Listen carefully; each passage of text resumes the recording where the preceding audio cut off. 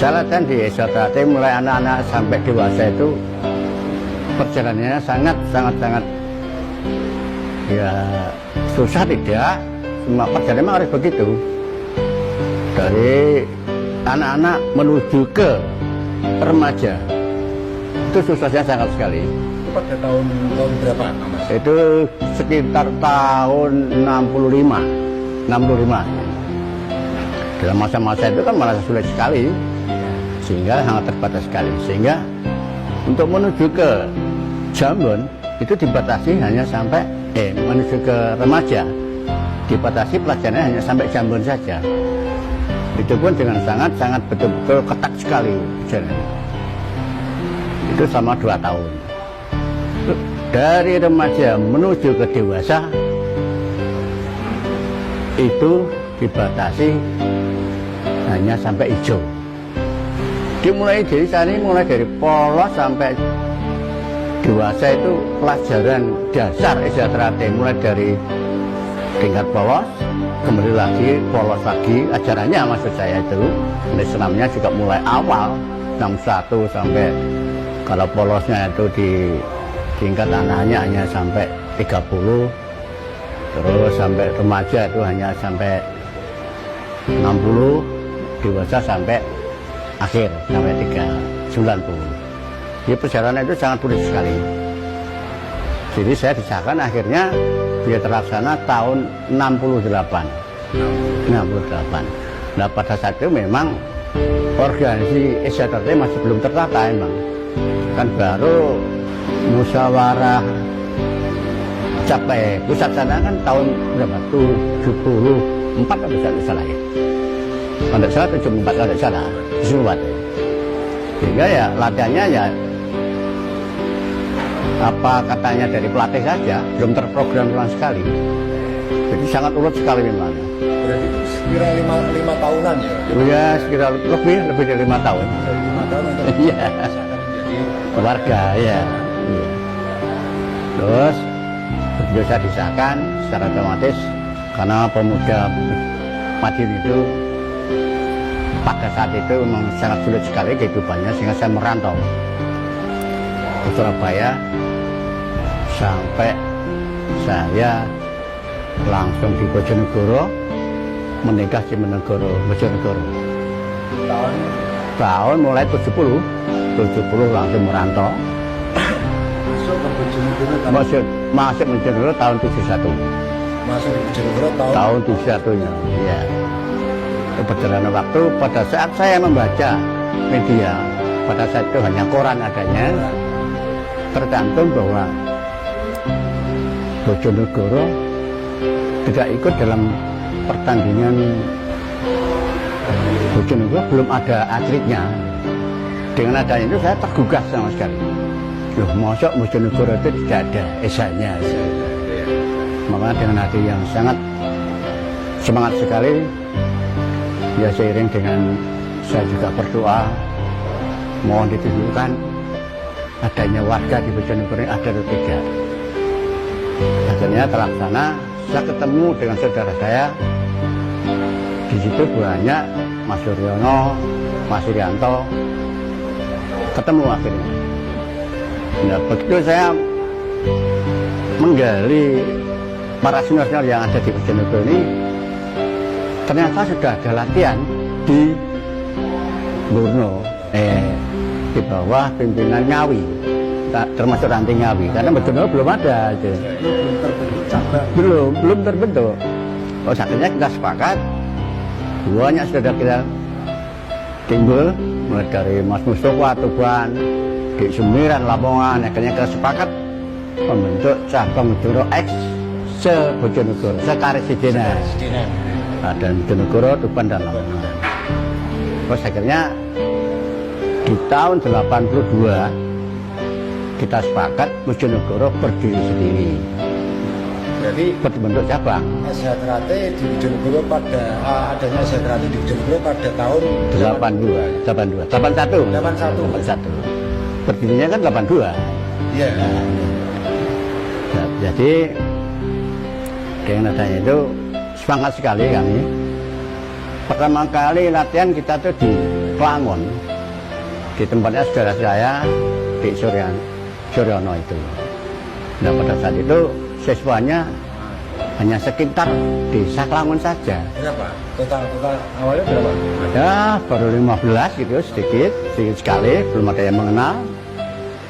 Tetapi pada saat mau pengesahan, warga-warga yang ada di calon warga yang ada di Klangon itu gak kuat untuk latihan Bojonegoro di Bojonegoro, karena saya bersikeras saya harus bisa menanamkan ajaran-ajaran tradisi di Bojonegoro ini untuk orang asli di Bojonegoro, sehingga latihannya ya seperti anda bayangkan dulu gitu, latihannya kayak begitu. Makanya dalam perjalanannya sangat sukses sekali, sehingga ada titipan dari Murno, karena adik saya yang bernama Sidik Mustafa dan di Edi itu sekolahnya di SMA Harapan, sehingga itu udah mas titip aja latihannya di Bojonegoro. Oke, saya latih di situ. Jadi pemuda Klangon udah nggak ada semua, tinggal berdua ditambah satu di Tolip itu. Jadi tiga.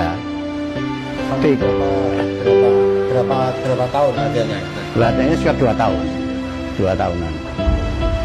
Akhirnya yang 3 itu bisa disahkan, yang 2, yang sebenarnya di Edi itu nggak kuat, sakit-sakitan, sehingga yang bisa 2 disahkan, di Tolip sama Distrik. Itu pun karena Bojonegoro belum bisa mengesahkan diri, kita titipkan di cabang Cepu. Pada saat itu pengesahannya di Cepu kan mas? Sudah ada duluan Cepu. Karena Cepu itu yang memimpin adalah Pak Tomo Mangkujoyo, Mas Tunggul Wulung. Nah, sana sudah berdiri cabang, yang kita titipkan di sana dan dia mampu mengesahkan. Pada tahun berapa? Ya 82 itu. 82 itu. Iya 82.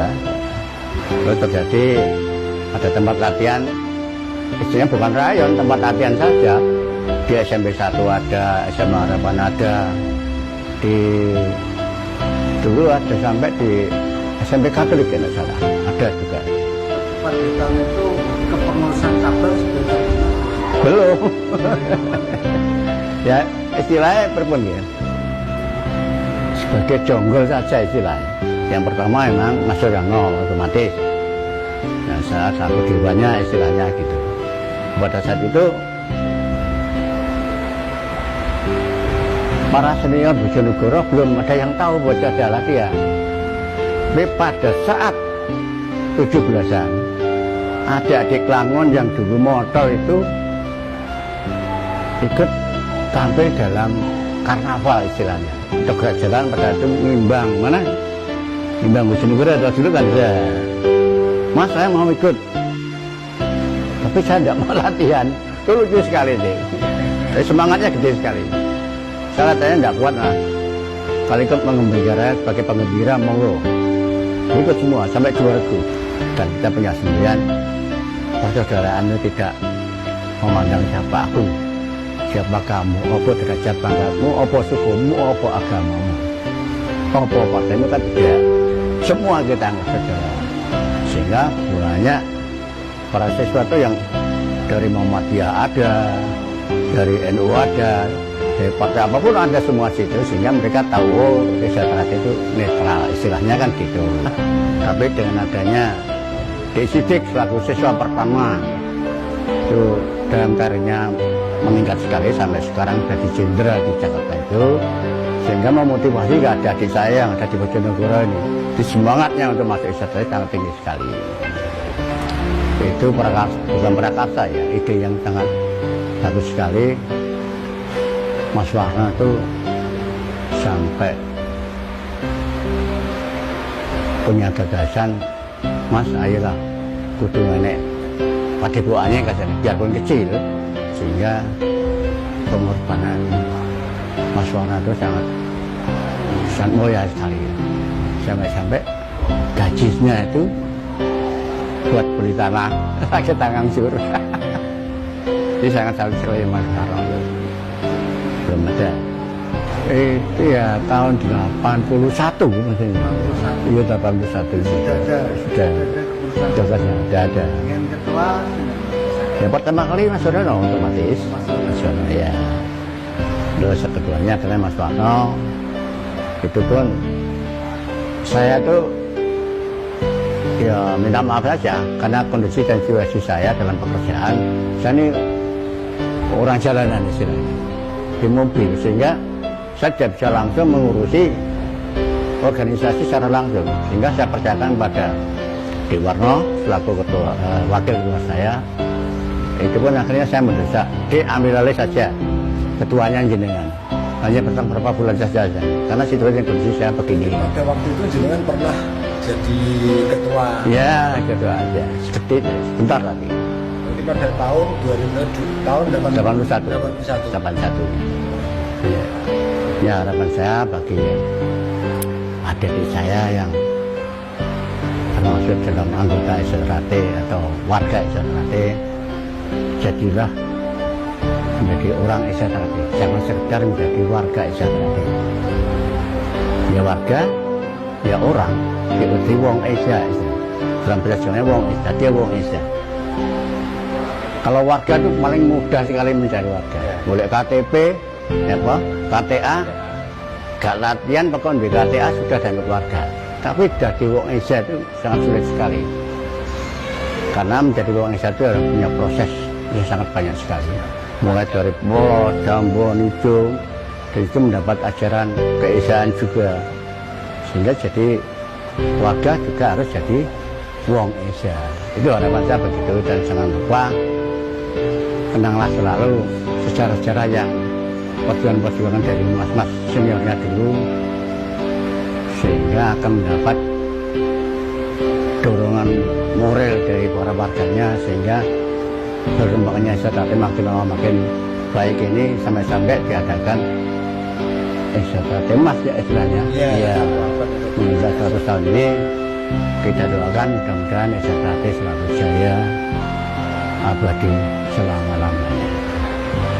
Pada saat saya ditunjuk sebagai atlet itu karena satu, motivasi masing-masing sendiri, karena saya ditangani langsung masing-masing sendiri, sehingga dia akan tahu para adik-adiknya yang mampu menjadi atlet atau tidak, dia akan masing-masing tahu.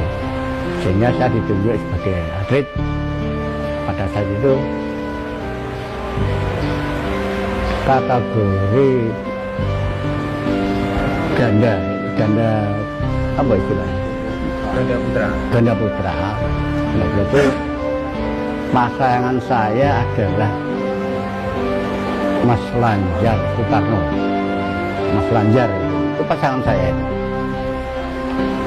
Nah, saat itu saya bersamaan dengan Mas Isbiantoro berpasangan dengan Mas Subiantoro, Mas Maji berpasangan dengan Mas Piono.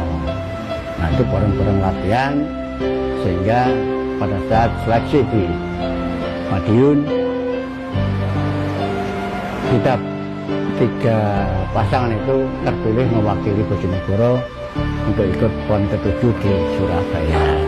Jawa Timur Bojonegoro ya? Kok Bojonegoro? Madiun ya? Mewakili Madiun ya, mewakili Madiun. Terus seleksinya dari Ponorogo. Wah, Ponorogo yang ada itu pencak apa gitu nggak tahu. Jadi kita bertiga terpilih menjadi mewakili Madiun, dikirim ke Surabaya. itu PON Jatim ya. PON Jatim, PON ke-7 pada saat itu. Iya. Cuma semuanya begini loh. Punya pemikiran memberi motivasi pada dirinya selaku atlet. Satu, jangan mudah menyerah. Nek wani yo wani no. Nek wedi yo aja wani-wani. Nah gitu. Jadi kita tuh betul-betul diberi pengarang yang sangat kuat sekali, sehingga nek yo ya yo, nek ora yo ora. Itulah maksimal. Makanya saya timbul semangat. Wonten Mas, tapi lah menjadi gitu loh. Itu harapan Mas Man gitu. Dan Mas Man juga selalu memberi motivasi juga